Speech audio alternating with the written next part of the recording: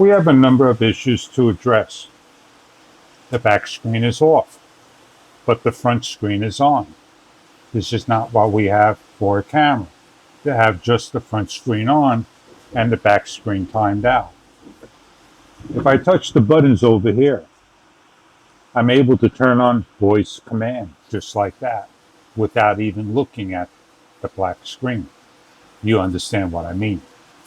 Start recording. Here it says enabling low light.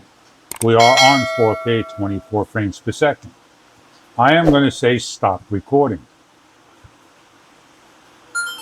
I am going to change this over to 60 frames per second. So we are on 60 frames per second. Start recording. 4K at 60 frames recording, voice command disabled. DJI, what do you have to say?